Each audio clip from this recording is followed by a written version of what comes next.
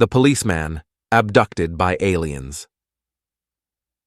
The morning of December 3, 1967, proved to be the strangest in the life of Officer Herbert Schirmer of Ashland, Nebraska.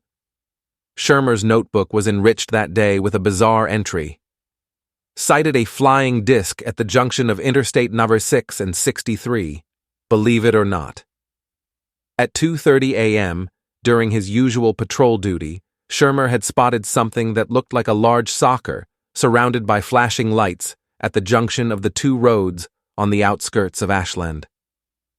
Alone in his patrol car, the policeman stood watching in silence as the UFO lifted off the ground, leaving behind a trail of orange-red fire and emitting a high-pitched sound like that of a siren. In laying out his duty report half an hour later, Schirmer looked at his watch and winced. He was certain that no more than 10 minutes had passed since the object had been sighted, but his watch now read 3 a.m. How had the missing 20 minutes evaporated? Subjected to hypnosis under the direction of Dr. Leo Sprinkle, a psychologist at the University of Wyoming, Schirmer was able to recall the other details of his seemingly mundane UFO encounter. The experience began, Schirmer recounted, when the flying object lifted me and my car up the hill. The car stopped, he said, and from the bottom of the UFO emerged two humanoids. Dressed in uniform, they had high foreheads, long noses, and round cat-like eyes. One of the aliens held a box-like instrument that flashed a green light around the police car. The other pushed his hand through the open window and touched the officer's neck, inflicting a sharp pain. Then he asked him, "Are you the watchman of this city?" "Yes, I am," Schirmer replied.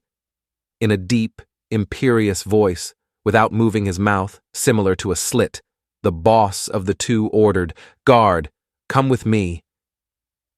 Inside the vehicle, the humanoid showed Schirmer their power source, a rotating contraption that resembled half of a cocoon, all shining with colors like a rainbow.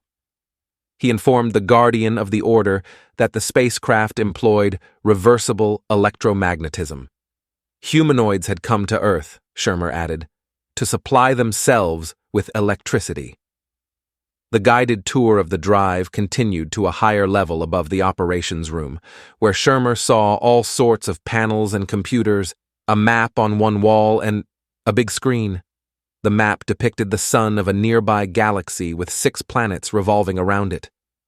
"They are watching us, and have been watching us for quite some time," Schirmer assured.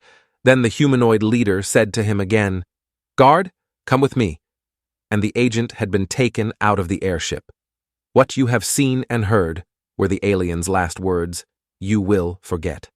Schirmer was eventually questioned by the University of Colorado's Condon Commission, which was conducting a UFO investigation sponsored by the Air Force. The project members concluded that the agent's reported experience of an alleged encounter with a UFO was not physically real. But Sprinkle, who subjected Schirmer to hypnotic regression, disagreed and stated, "The policeman was convinced of the reality of the events he described."